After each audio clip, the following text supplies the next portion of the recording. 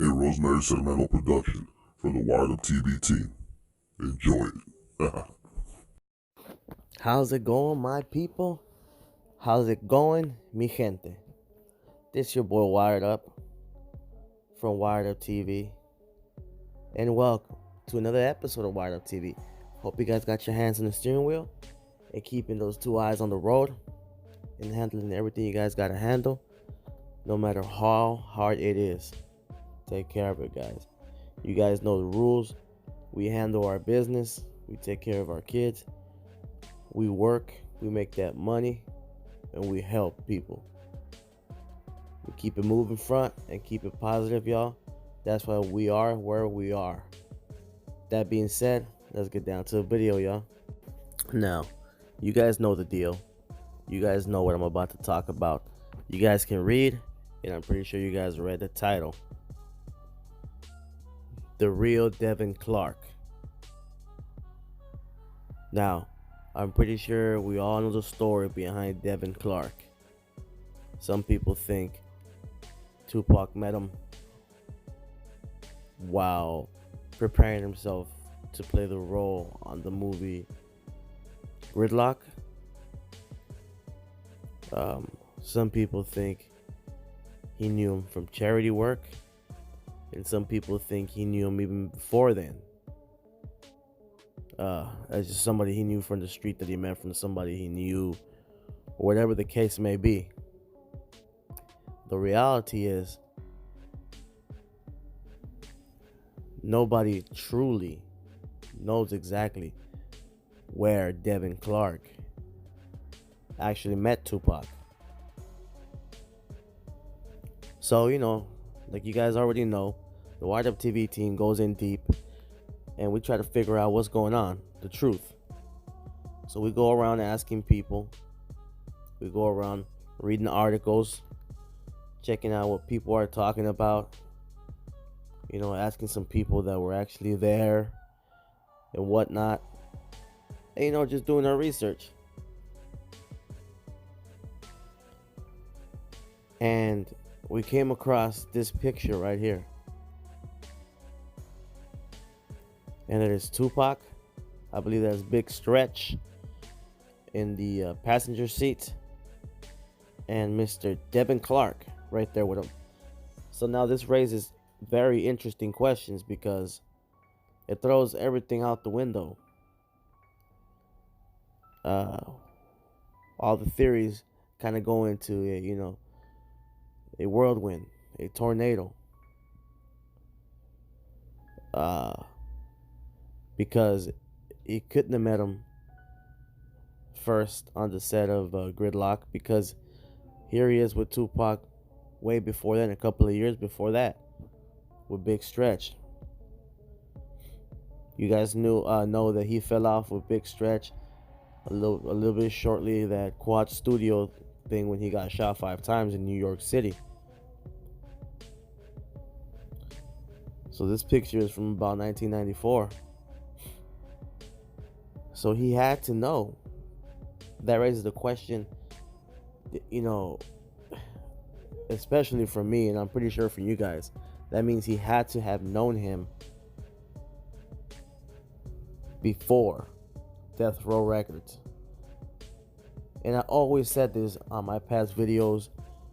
The true Wired Up TV family fans know that I've said that I always had a hunch that I don't believe nobody will, give their life. And even though, a lot of people think, and speculations have uprisen of people saying that he had HIV/AIDS and was gonna die anyways, still, passing away, leaving this earth, it's a very sentimental and deep thing for anybody, even whoever it is.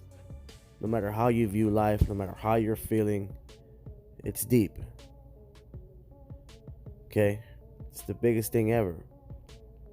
So, even if you were already dying, you still wouldn't just do that favor and die in this certain way and not let your family know what happened to you, not have the proper burial, none of that for somebody you just met, or for money, or for anybody, man. You had to have love for that person, and you had to have known them for quite some time, not just about 4 months. You know what I mean? No, it takes time. You know what I'm saying? In 1 or 2 years, you can build a loving relationship on trust and honesty. You know, that homie love, right? You know, the real street dudes know what I'm talking about. And this even goes beyond street knowledge. This goes even up in the suburbs, wherever, you know, Beverly Hills, the Hamptons. You gravitate towards people that are more like you, or people that you can trust. And that trust is built upon truthfulness and being honest with each other. You know what I'm saying? Helping each other out, whatever. You guys know the drill. You know what I mean? So, I always said that in my videos, that I think Tupac knew him for years before the incident happened. And I believe he knew him way before 1994. You know, I think he's been knowing him for quite a while. And he knew his family.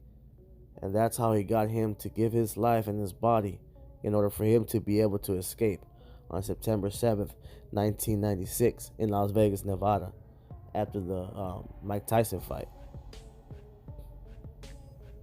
Tupac was a very intelligent guy. Y'all know this. Everybody and their mama knows this. It's not a secret. He was intelligent. He knew what he was talking about. He knew what he was doing.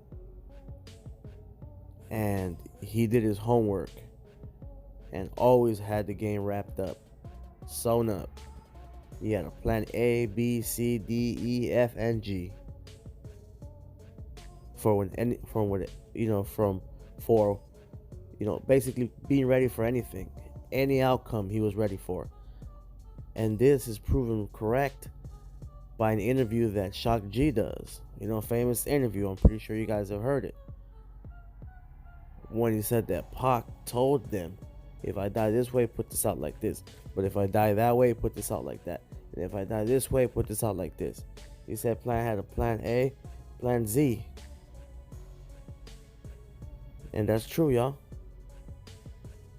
Everybody I've talked to, from friends, even to far acquaintances, just people he just met a couple of times, whatever the case may be, have all said that he was very intellectual, spoke very proper, very correctly, and had a good head on his shoulder. But he was wild, the Gemini, you know, and Pac could fly out the handle. Anyways, this is the one and only picture of Mr. Devon Clark, the real Devon Clark, the person that even Tupac's father confused as his own son. But blood is thicker than water. Blood calls, because even Tupac's father, on a famous interview on YouTube, says, I saw somebody that resembled my son, but it didn't look like my son the last time I've seen him. And a father knows his son. Okay? Look at the resemblance.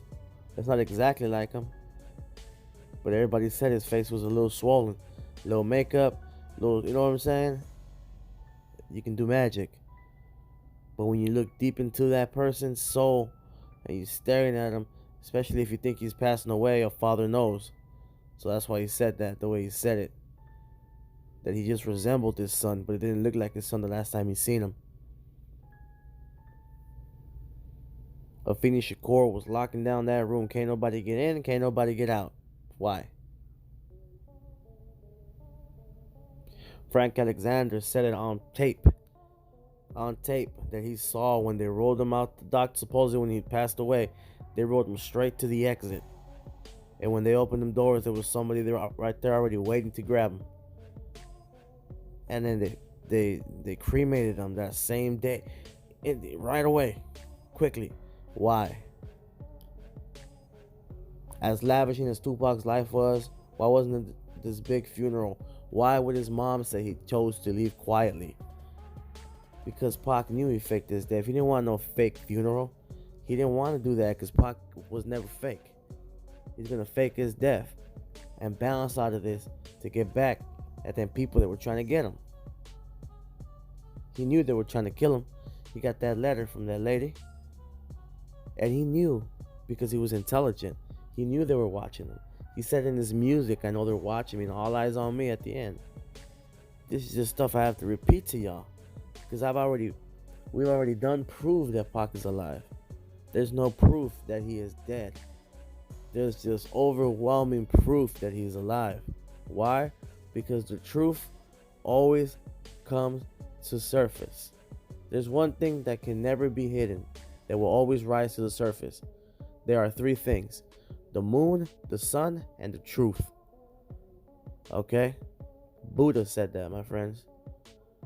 Remember that. Don't be afraid to be different, guys. Do your research. And join the movement, the Wired Up TV movement. If you have any information on Tupac Amaru Shakur, or any other unsolved mystery like Biggie Smalls, or anything else you got, send it to wireduptv4you@gmail.com. wireduptv4you@gmail.com. We're international, guys, always on the news in Europe and in Africa. Check us out. Join the movement and join it, because we are the Spark Brain, and we're going to keep on researching and being us and keeping our head up, and y'all should do the same. Stay positive, stay focused, and like I always tell you guys, and I'll tell you guys again, stay blazed and stay wired up. Talk to you guys soon. Peace out, my people.